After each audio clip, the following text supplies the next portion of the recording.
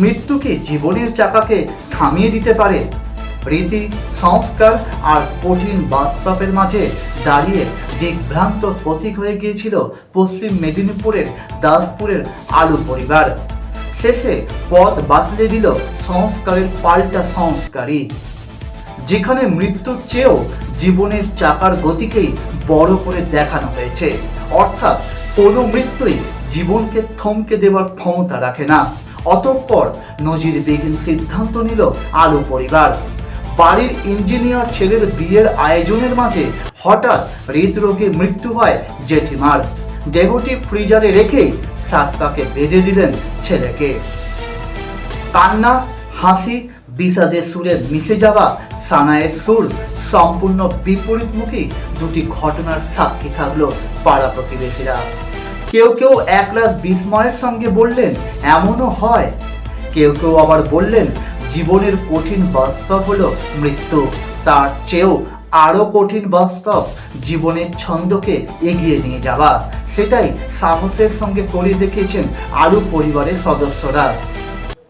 দাসপুর থানার চাঁইপাটে বাস আলু পরিবারের।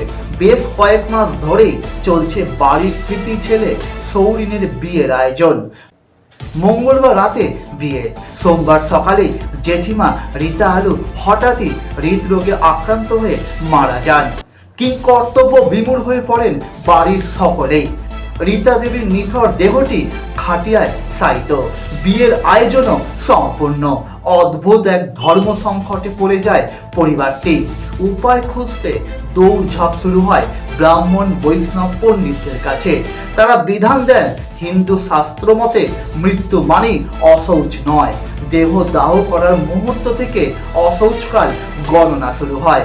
অতএব সংস্কার না করে গৃহে শুভ অনুষ্ঠান করা যেতেই পারে। হাঁপ ছেড়ে বাঁচেন সৌরিনের বাড়ির লোকেরা। গ্রামের লোকেরাও পণ্ডিতদের মতে সায় দেন। ঠিক হয় জেঠিমার দেহ ফ্রিজারে রেখে বিয়ে হবে। পাত্রীর বাড়িও এমন সিদ্ধান্তে রাজি। সেই মতো ফ্রিজার ভাড়া করে এনে তাতে রেখে দেওয়া হয় দেহটি। মৃত্যু শোক সাময়িক ভুলে মঙ্গলবার রাতেই বিয়ের আনন্দে মেতে ওঠে আলু পরিবার। সমাজের অতি রক্ষণশীলরা বিষয়টিকে তির্যকভাবে দেখলেও অনেকে পরিবারের সিদ্ধান্তকে পূর্ণের জানিয়েছেন।